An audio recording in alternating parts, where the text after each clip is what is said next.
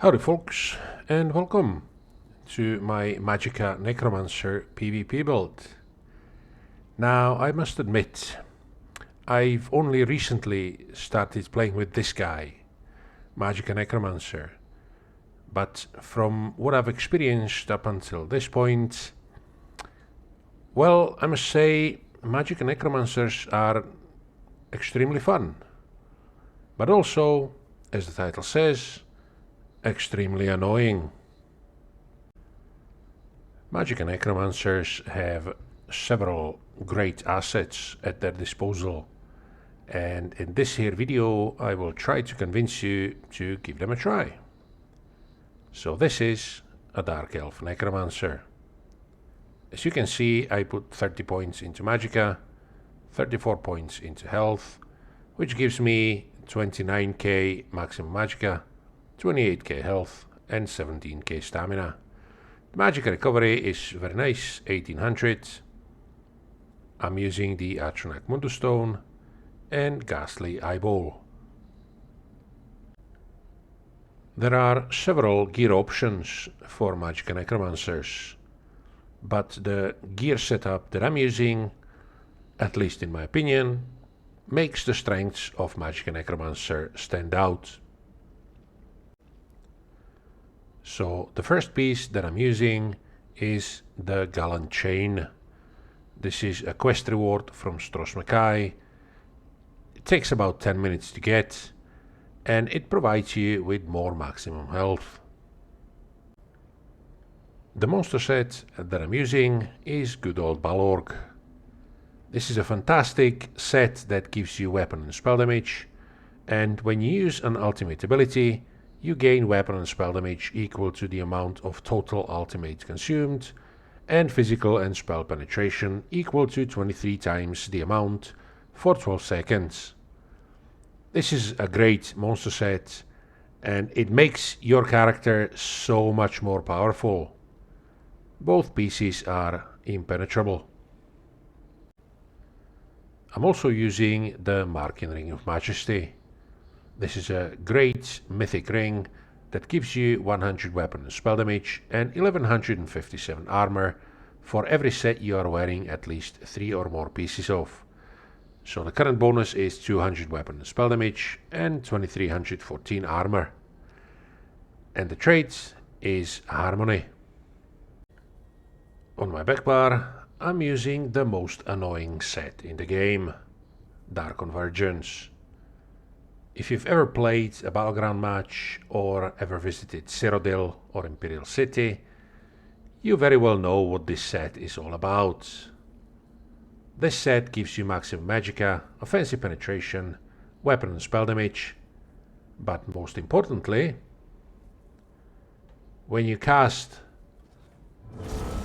an AoE ability, it creates this whirlwind that pulls enemies towards the middle, stuns them, then it explodes, dealing solid damage, and the damage increases by 50% for each target.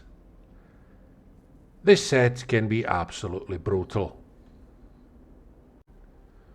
And since using Dark Convergence is not annoying enough, I'm also using Dagon's Dominion set on my front bar. This set gives you weapon and spell damage, maximum stamina, which is useful, more weapon and spell damage, and it also adds 475 weapon and spell damage to your AoE abilities. I'm using Sharpened Lightning Staff, Harmony Necklace, Harmony Ring, well-fitted shoes, belt and gloves.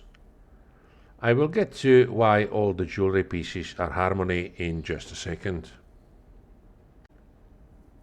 The skills on my front bar are Stalking Blast Bones. I'm using the Magicka Morph because every second the skeleton spends chasing its target increases the damage of the explosion by 10% up to a maximum of 50% more damage. And the damage is very, very respectable. The next skill is Inner Light. This is there to give me Major Prophecy and 5% more maximum Magicka. And this ability is the reason why all the jewelry pieces are harmony. This deals very respectable damage, 16,250 frost damage over 10 seconds, but it also allows you to activate your own synergy. And the synergy deals 14,688 frost damage to all enemies in the area, and it also heals you for the damage done. On top of that, the synergy damage is boosted by the harmony trait on your jewelry. The generation is there to provide me with major sorcery, increasing my weapon and spell damage by 20% for 24 seconds, and it also deals very nice damage, 14,588 magic damage over 12 seconds. The next ability is the Pulsar, or Storm Pulsar in this case, since I'm using Lightning Staff. This ability deals solid damage, 7.5k, but it also afflicts nearby enemies with minor mangle, reducing their max health by 10% for 10 seconds. Well, it says 9, but when it's fully leveled up, it's 10 seconds, and this damage is increased by 5% for each enemy hit, up to 6 times. The ultimate is the Pestilent Colossus.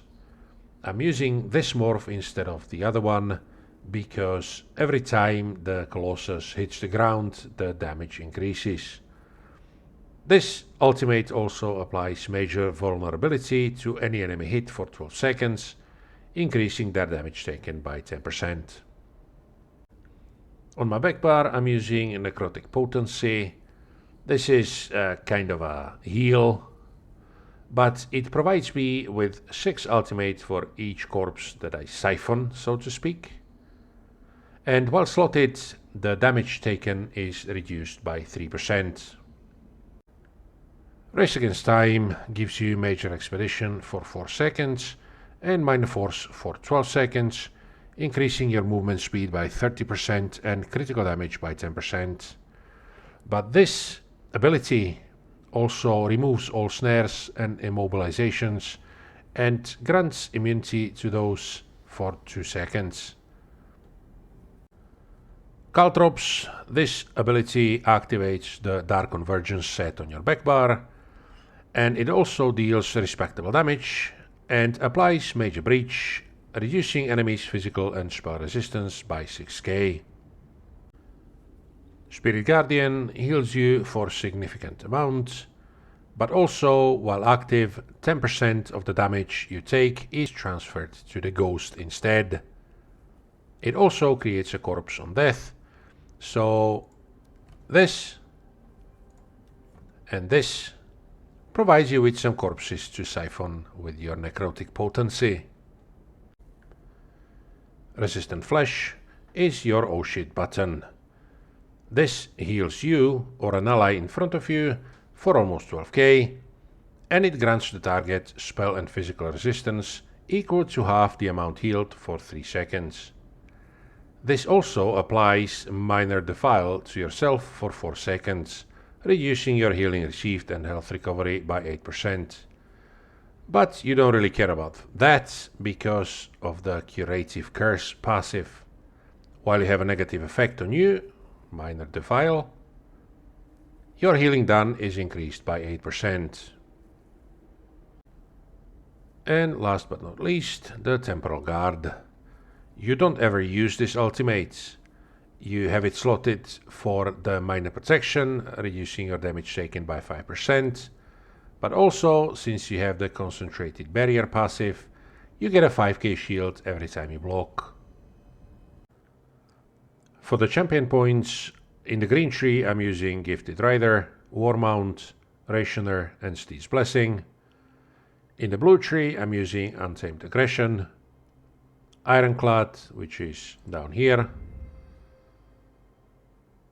Biting Aura and Master at Arms.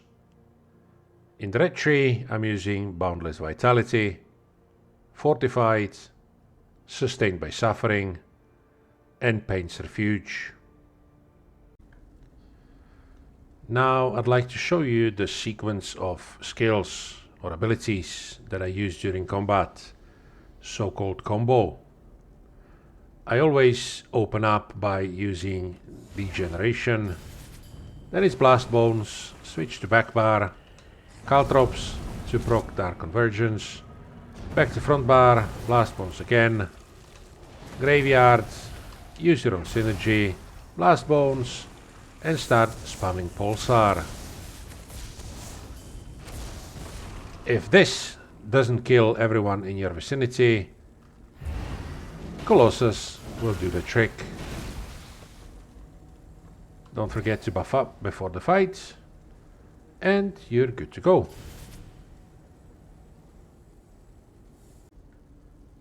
So this was my Magicka Necromancer PvP build.